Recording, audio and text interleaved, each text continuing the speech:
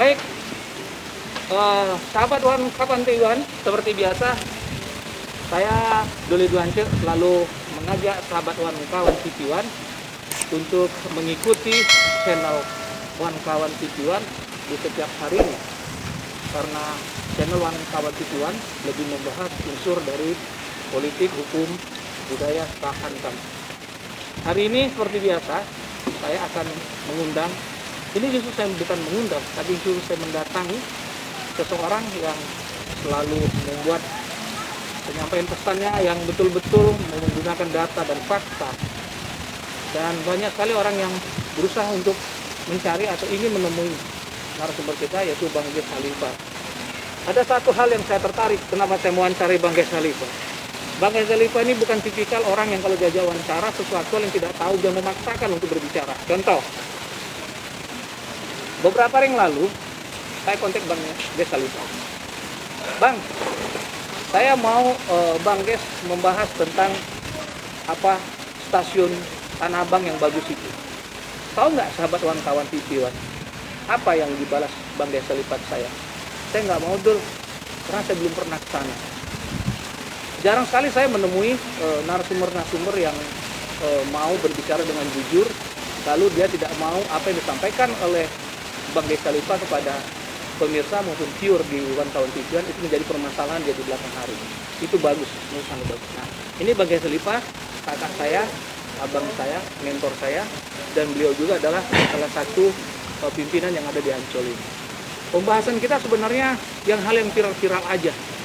Yang saya mau tanyakan ke beliau salah satunya adalah tentang banyaknya yang orang kontradiktif ya Bang ya, tentang mereka menilai kebijakan-kebijakan dari Gubernur kita DKI Jakarta Bapak Anies Rashid Baswedan.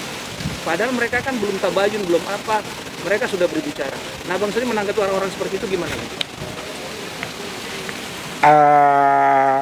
Ada dua hal ya.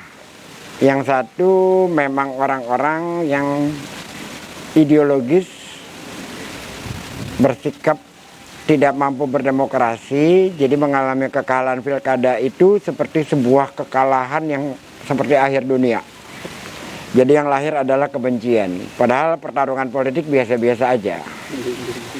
Kalah sekarang, 5 tahun mendatang tarung lagi, itu biasa normal. Yang kedua, orang-orang yang memang dipergunakan menjadi buzzer untuk mendowngrade Anies gitu loh. Jadi emang ada dua. Ada tipikal ketiga. Tipikal ketiga itu saya mengatakan orang-orang yang otaknya dikit. Salah satunya yang orang ngomong tentang gurun Sahara adanya di Arab dalam rangka menyindir Rizik waktu kemarin. Kenapa tidak bikin markas syariah di sana? Dan dia nggak tahu bahwa gurun Sahara itu adanya di Afrika gitu. Jadi jempol sama otak lebih duluan jempol. Terus ada lagi yang kemarin mengatakan bahwa kemarin kebetulan debat di TV One.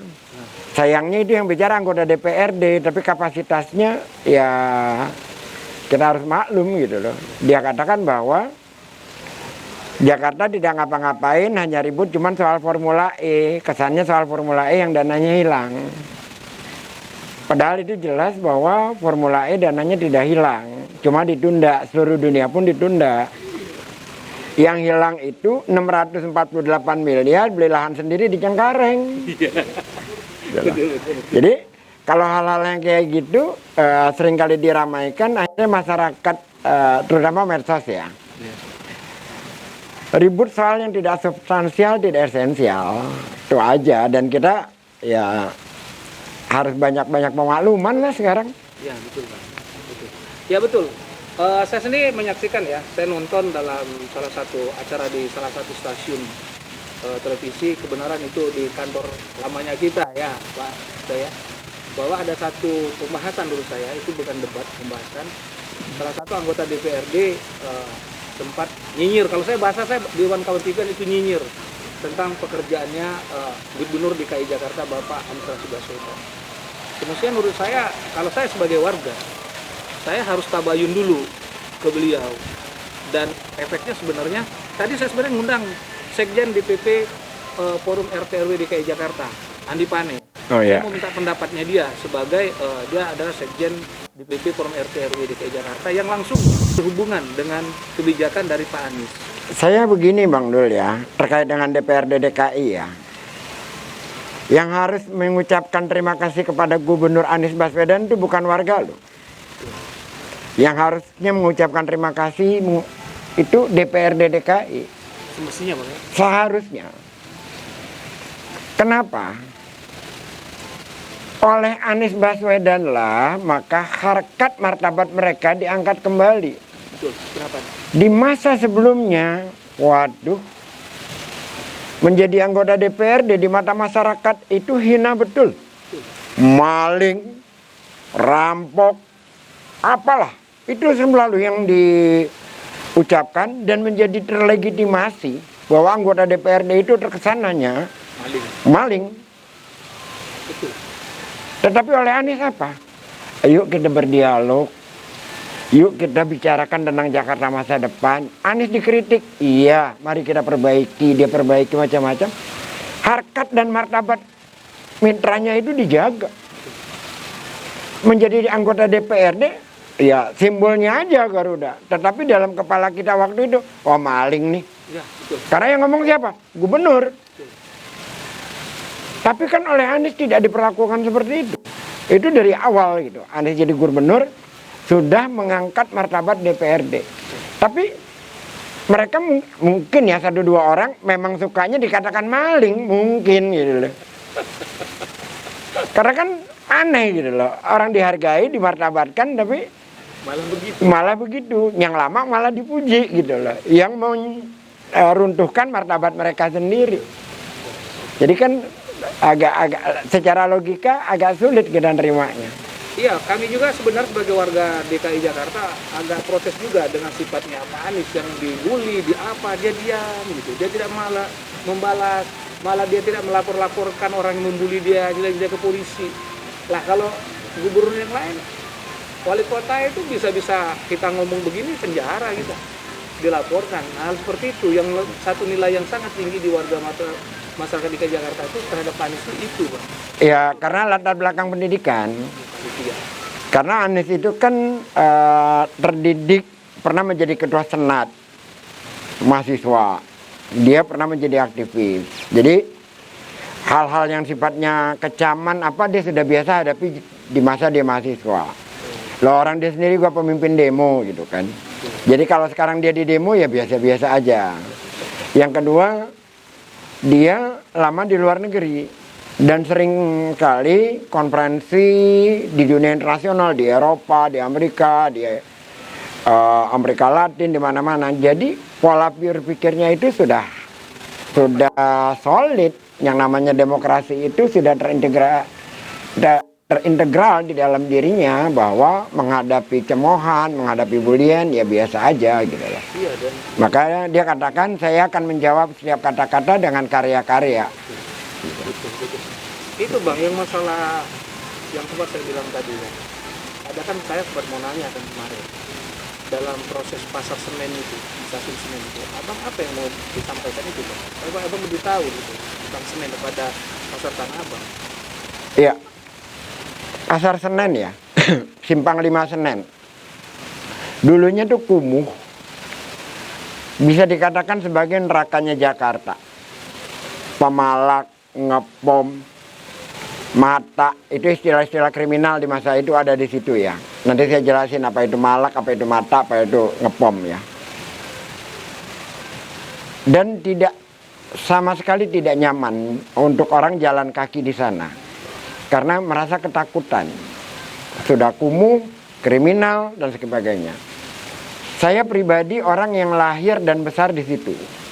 Sampai hari ini tinggal saya pun pindah nggak jauh-jauh dari situ. Masih dekat-dekat tempat saya yang lama lah gitu ya. Tiba-tiba dirubah oleh Anies menjadi sedemikian rupa, nyaman, bersih, modern, keren, dengan ditata secara imajinatif gitu loh. Ada tamannya, ada liftnya dengan batik Betawi, lantas ada JPO dengan ornamen gigi balang. Dan ini baru pertama kalinya gubernur Dan ini yang mengatakan ini bukan saya ya. Yang mengatakan ini adalah Dori Herlambang, dipanggilnya Idoy, dia arsitek anak Betawi, yang menyatakan bahwa baru di masa Gubernur Anies lah ornamen-ornamen Betawi dimaksimalkan di infrastruktur Jakarta. Jadi pertama kalinya ini. Sebelumnya ada, tetapi hanya tempelan yang itu pun banyak salah-salah gitu loh. Kalau sekarang memang ditata sedemikian rupa, pelambang-pelambang Betawi itu simbol-simbolnya tampil di mana-mana. Yang kedua, dalam konteks Senen ini kan ada bioskop Keramat di situ. Ya. Saya berharap sekali bioskop Keramat atau Grand itu nanti bisa dibeli oleh Pemprov untuk jadi taman. Karena ini tinggal satu-satunya kumudik. Kalau itu nanti bisa jadi taman akan jadi luar biasa. Amin.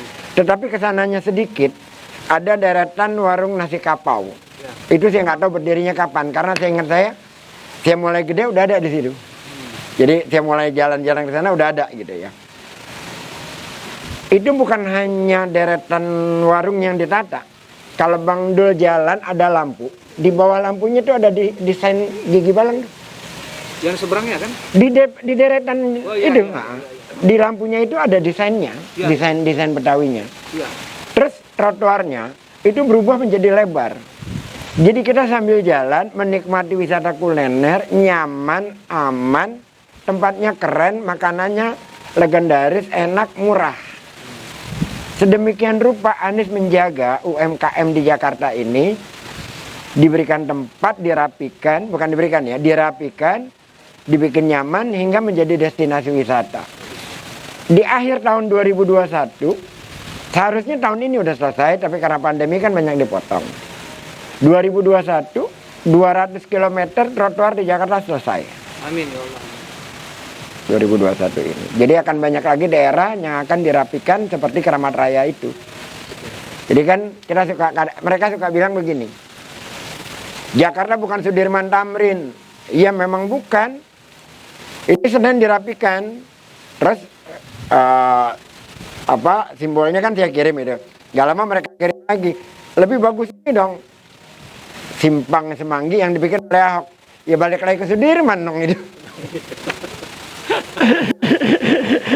Jadi logikanya itu memang ya sudah gitu loh. Tidak punya argumen, punyanya itu aja. Sekarang malah lebih parah lagi, mulai agak-agak rasis. Ya, betul. Itu boleh itu. Ya rasisme itu daki peradaban. Betul. Padahal Pemda DKI satu-satunya provinsi yang di Indonesia mendapatkan penghargaan apa yang Harmoni. Lah langsung dari Menteri Agama itu dapat. Aneh kan kalau sampai menuju ke hal-hal yang berbau rasis itu kan, Pak. Ya karena mereka sudah tidak punya. Jadi gini ya. Semakin orang semakin sering membuli sesuatu secara personal, maka semakin menunjukkan mereka tidak punya argumentasi. Oh, pendapat. Itu seperti itu. Betul. Jadi kan dialog yang sehat itu beradu argumen, beradu data gitu ya. Nah semakin hari Anies semakin menunjukkan kapasitasnya dengan hasil-hasil karyanya. Dan itu tidak terbantahkan. Kalau Bang Dul ikuti akun Twitternya Sumber Daya Air, Dinas Lingkungan Hidup, luar biasa mereka bekerja sepanjang hari, sepanjang tahun mempersiapkan Jakarta untuk tidak terjadi banjir. Betul. Itu kan luar biasa itu kan. Dan mereka tanya, waktu itu kan membuli programnya Anies memasukkan air dari langit ke tanah. Itu kan yang selalu dibuli. Nah terus begitu sekarang pertanyaan itu kita langsung kirim sumur-sumur biopori yang sedang dikerjakan oleh Dinas Sumber Daya Air itu. Kan selalu ada jawaban. Setiap ada jawaban itu membuat mereka akhirnya sudah lompat gitu loh. Yang lahir adalah emosi. Betul. Emosi lahir, maka lahirlah kalimat-kalimat rasisme. Nah, dan ini patut dikasihani. Saya mengatakannya sederhana aja. Karena kan kalimat-kalimat mereka kan kosakatanya kan kadrun. Betul. Ya saya bilang memang kadrun itu adalah penciptaan dari kaum turunan Charles Darwin yang gagal dalam evolusi otak, namanya Kirdun. Betul. Betul. Iya betul. Iya, gara-gara. Ya, mereka kan orang-orang yang gagal dalam evolusi otak gitu kan ya. Iya, gara-gara evolusi malah jadi Kirdun. Itulah namanya Kirdun gitu loh. Iya. Sabar kuatin. Tadi kan Bang Ges mengatakan bahwa sejarah tentang Senen itu bagaimana Pak Gubernur kita merubah menjadi kemarin waktu beberapa tahun lalu mungkin tidak nyaman, sekarang menjadi nyaman. Malak itu sebenarnya nodong ya kalau kita pakai sepatu. Jadi zaman itu kalau lewat Senen itu jangan pakai Adidas, jangan apa gitu ya. Ya sepatu dulu dipalak, ya disuruh copot, diambil, ya apa aja barang kita apa itu istilahnya dipalak. Istilah lain dari ditodong.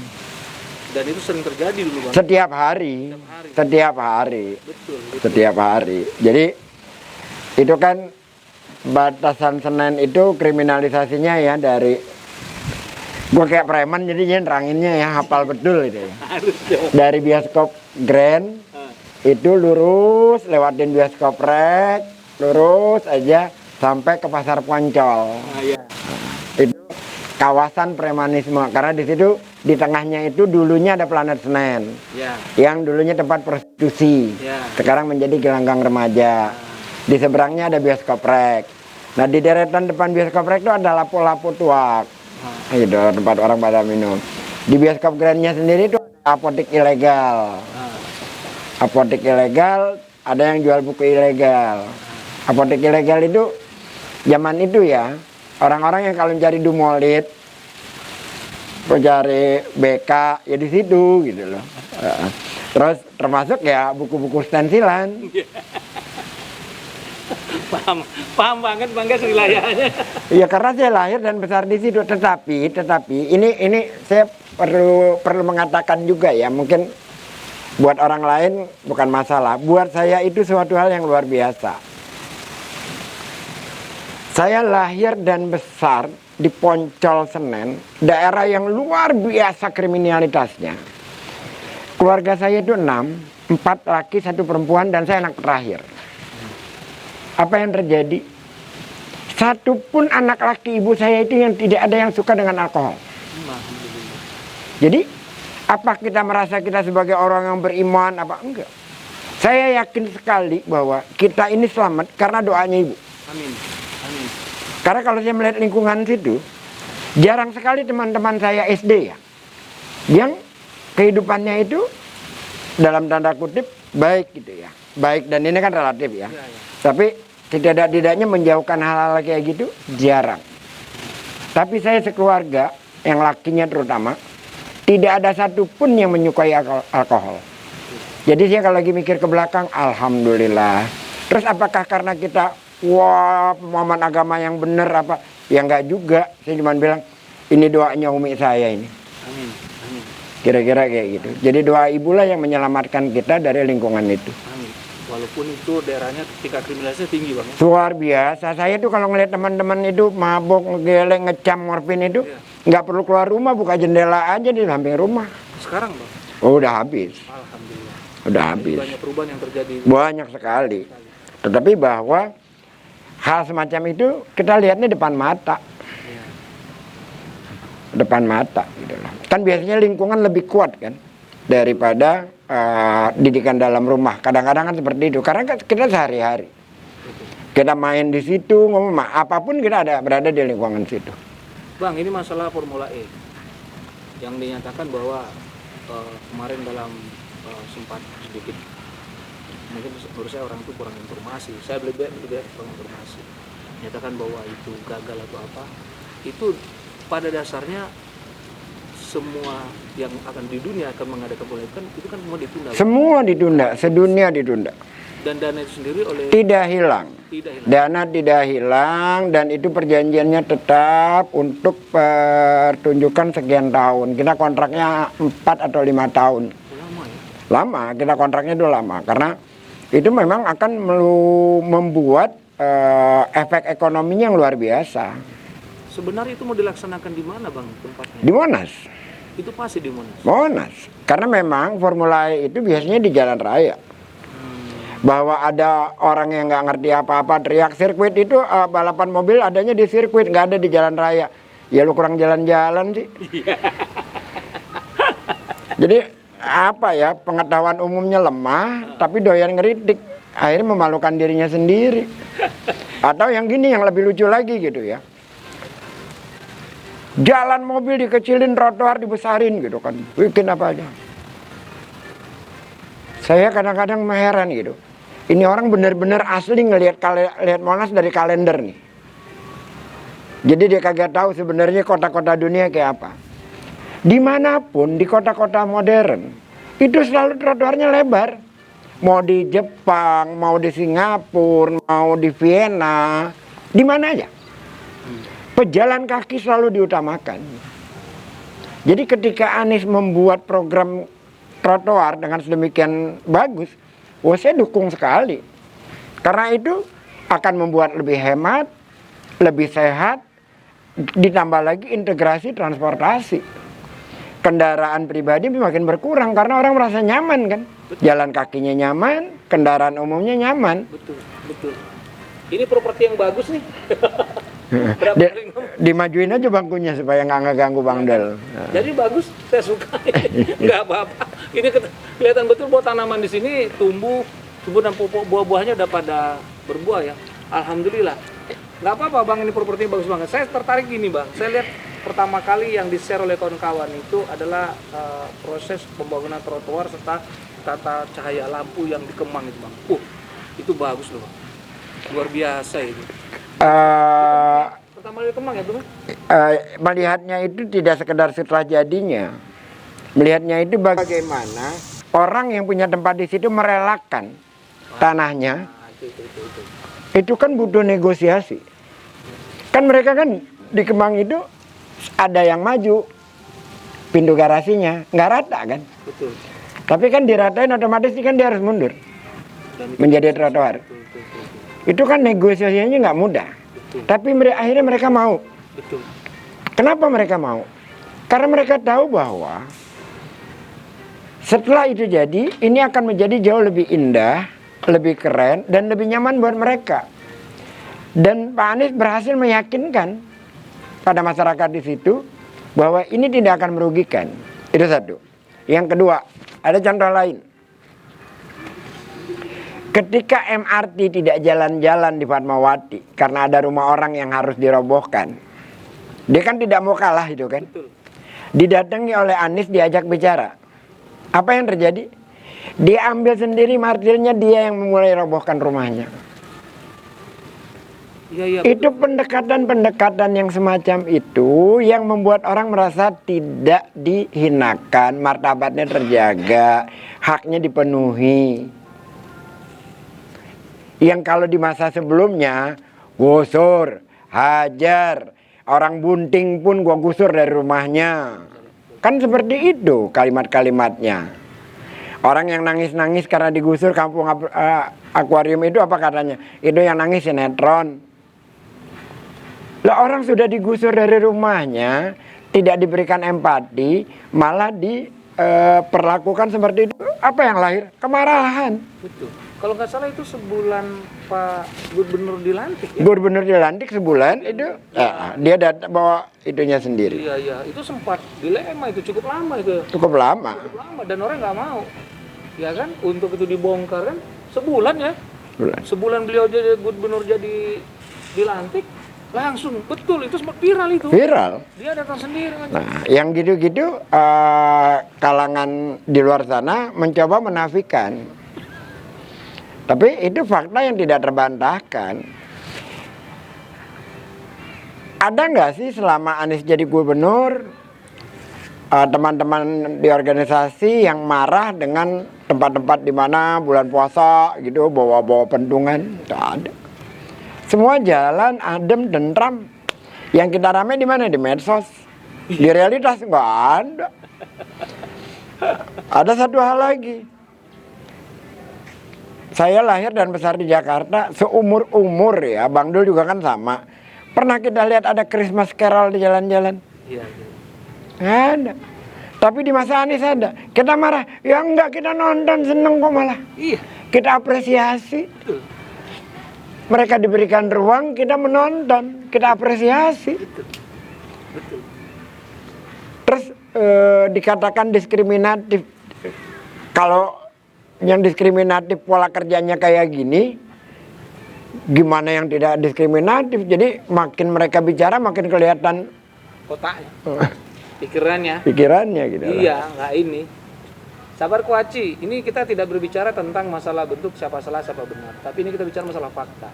Kami sebagai warga DKI Jakarta, kalau kami rasa nyaman dengan kebijakan Pak Gubernur DKI sekarang, Bapak Anies Rashid Baswedan. Salah satu contoh, hari ini sebagian warga Jakarta itu sudah mendapatkan dana BLT, Bansos. gitu, ya kan? Bantuan sosial tunai. Ya, bantuan sosial tunai. Jadi rame-rame emak-emak datang. Tadi saya nganter juga, gitu. Mereka senang. Ada satu hal yang sangat saya respect dengan Pak Gubernur adalah dia sangat menghindari yang namanya maling. Ya kan? Salah satu contoh. Berapa kali pengiriman dari Pemprov DKI sempat tidak ada nama bansos, tidak ada nama APBD. Lalu oleh beliau dengan cepat, beliau tidak pernah membanggakan diri dia bahwa gue ini gubernur loh, ya kan? Gue gubernur, ini hak gue. Enggak, dia langsung paket-paket itu APBD. Respect kami sama beliau. Tapi di sisi lain ada kawan-kawan yang saya bicarakan yang agak kurang kali ya, tabayun dan cuma nyinyir aja, selalu menyerang tapi minta, itu sangat nggak boleh. Jadi Anies, saya menyatakan di One Kawan TV One, Gubernur DKI Jakarta Bapak Anies Rashid Baswedan tidak pernah membedakan siapapun, tidak pernah dia membedakan ras, dia tidak pernah meributkan tentang apapun yang ada di Jakarta. Dia maunya adem. Faktanya yang dilakukan oleh bagus saja. Benar nggak Bang? Ya luar biasa, pencapaian itu dalam waktu 3 tahun ini luar biasa. Faktanya begitu dan terus semakin menimbulkan ketakutan. Iyalah.